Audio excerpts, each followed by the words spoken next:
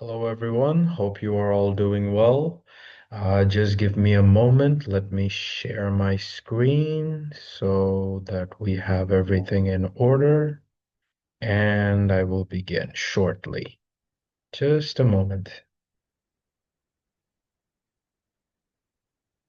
Okay. So, okay, let's start. So our project is basically our undergrad thesis, which me and my colleague did while we were finishing our undergrad. It was during the pandemic. So our research is mainly based on space exploration for a customized version, which we like to call our DIY version, which we did and implemented from scratch. So let's begin. So in Bangladesh, as many of you are aware, it's still a developing country. It's still dealing with a lot of fluctuation problems, natural disasters, health issues, crisis. And with global warming in effect, it's getting much more worse day by day.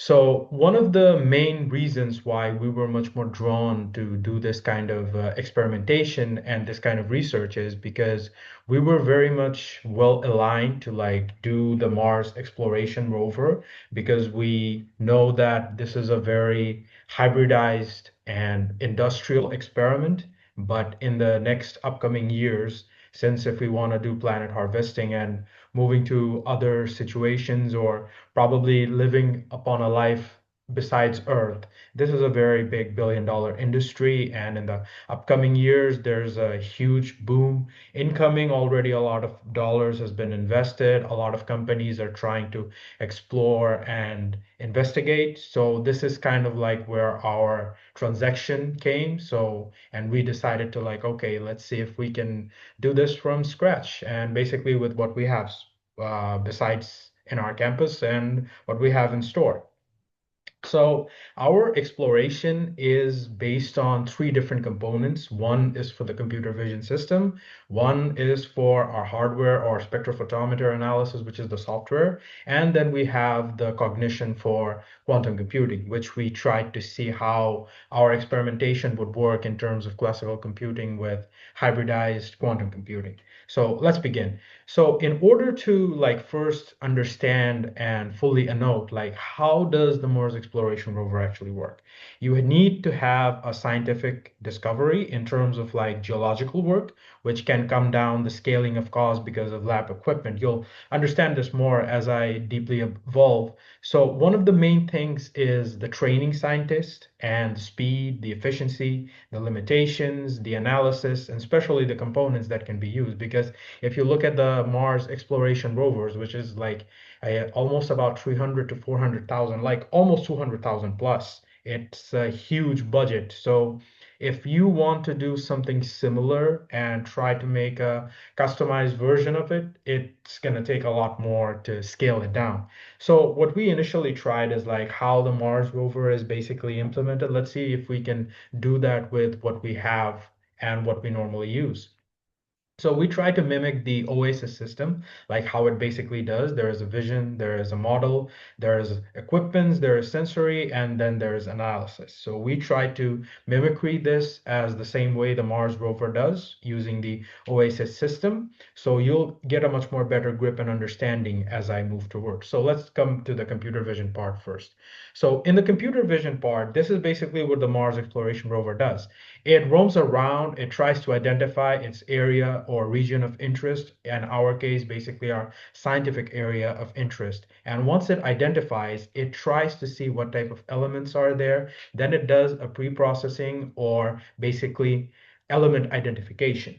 So we tried doing the same thing with computer vision system. We use the ENet and ResNet yellow models. We've also made a custom model. We trained 437 images for a total of 42 categories, and we tried to identify how well we are able to give approximation and identification based on the natural scenes we have in real time. So using our image processing pipeline for segmentation, identification, and object clarification, we use different parameters, we tune them, and finally, from our custom model, we were able to have real-time identification of all the 42 categories of rocks in real time. We'll show you a demo afterwards. So coming next is the software analysis part, which is basically our DIY spectrophotometer. We try to mimicry also how a laser-induced spectroscopy would actually normally work. You hit the plasma with the light, and among that light, you do a qualitative research of what type of elements are there. You take the elements and try to simplify them and get their wavelength based on what type of spectromy you have, and then try to see from your database which element it mostly resembles to, kind of similar to like how pattern recognition works. And this is basically what we tried to implement as well. We had a diffraction grating of 0.5 millimeter of silt. We're using a 30-degree angle for the viewing point based on the rover that we designed. The convex lens, which used our samples of rocks, and we induced the laser there to find our region of interest and try to see from the graph generation which wavelengths were peaking, and from that extraction we try to match with our machine learning database, which is able to identify and constitute the elements. So this is kind of the results that we were able to achieve in terms of identification. And then we try to analyze which element has the most amount of probability, and based on its intensity and wavelength, we try to figure out which element it mostly resembles. And then let's come to the experimentation with the quantum computing. Now, this is a very heavy task in itself. The Mars rover usually does like a huge calculation, both from NASA and especially in the software department itself. So basically, the classical computers that we currently have are not able to distinguish and perform this processing because there are multimodality involved. You need a huge amount of resource to do the image processing and training, and especially the more the saturation, the hue, the histogram, the apertures are, basically your image processing takes more calibrational time. So if you segment, then you identify, then you go into classification, labeling. So it's a huge obstacle course in terms of the computing part. So we tried to use the IBM Q to have like a 3-bit quantum gauge circuit to see how well we are able to approximate the one that we normally did for our rover. And we got very good experimental results because this was able to generate in a much more faster and reliable way. So in the future, or as the Mars rover begins to evolve, I believe quantum computing will be very much necessary to scale down the computing processing, and especially in terms of the vision model, because you need a huge amount of computing power to get this done. This is not just one specific task you're giving based on multi-threading or like an operating system. This is a huge technicality which requires a huge amount of resource. So quantum computing is the way to go. I think now for, as if I remember correctly, we are able to do 4 qubits, I believe, in terms of the current technology we have, but over time it will obviously develop. So this is kind of the experimental part that we did. So this is based on the simulation we did with IBM Q. So in terms of our model, because like we wanted to do fully custom, we tried to minimize the cost as much as we could because we didn't have enough funding or the budget. And we also tried to see that with the parts that we remainingly have, are we able to reconstruct a rover that is capable of performing? Yes, obviously we need some sensorial inputs, but are we able to minimize this in a much more smaller and remote scale and see if it works and able to produce what the Mars rover is basically doing? So integrating all our concepts to the simplified version, this is basically our rover. As you can see, it's going to its point of interest, trying to identify each of the rocks and taking into consideration which type of rock it is. It does a classification, then it goes into the labeling. This is where the software analysis comes in. It tries to identify basically which wavelength has the highest amount of probability. Based on that, our computer vision model, which we customly train, it tries to identify basically which elements are available, and it's giving the approximation based on the base station, which is basically where the input data and all the measurements are taking place. So in a way, we were able to like have a much more better scaling because, this is very expensive project, but we tried to minimize that. Okay, are we able to do this within $100 budget?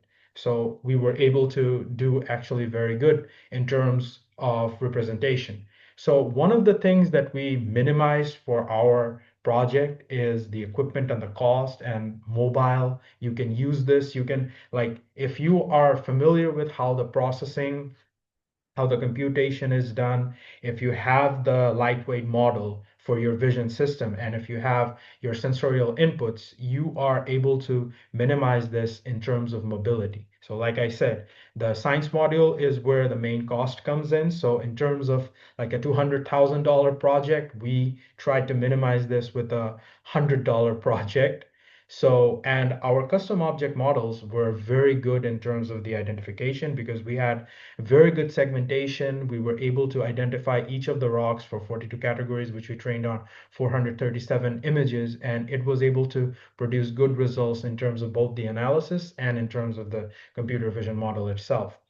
Also for our project, because like in Bangladesh, there's still a lot of people who are not familiar with the idea of space exploration in terms of like what is required, what type of technicality is needed, because like especially in the US or in the UK, also in EU, they are investing a lot on this because as global warming is increasing, much more cleaner, greener, and also eco-friendly. So there's a lot more development required and needed. So we were kind of like thinking that, okay, are we able to make a sustainable coming prototype which can be used later on? So this is where our vision came. But also one more thing I want to mention is that we tried to implement this during the pandemic, so some of the experimentations we were not able to finish. Like we had a convocation afterwards the pandemic. So, but before that, we actually initiated with the Global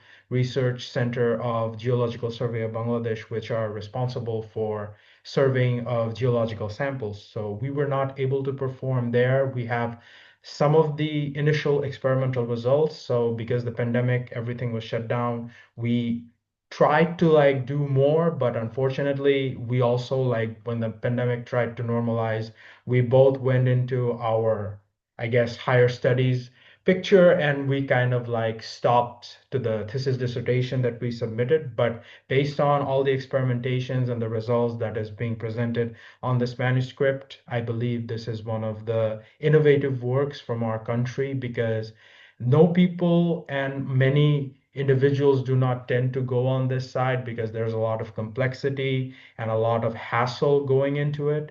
And I believe people are starting to realize that now and they're getting more into the idea. So we hope that we were able to make a good contribution in terms of both from our, I guess, countryological and geological side. So I hope in the future more type of prototypes or projects are done. So that concludes my presentation. And if you have any questions or any queries, feel free to reach out to us. We're available, hopefully, if we're not traveling, but please drop us any kind of mail or information, and we will be happy to answer your questions. So that's it from my side. That concludes the presentation. And thank you very much for your time. So I believe that wrapped things up. And thank you so much.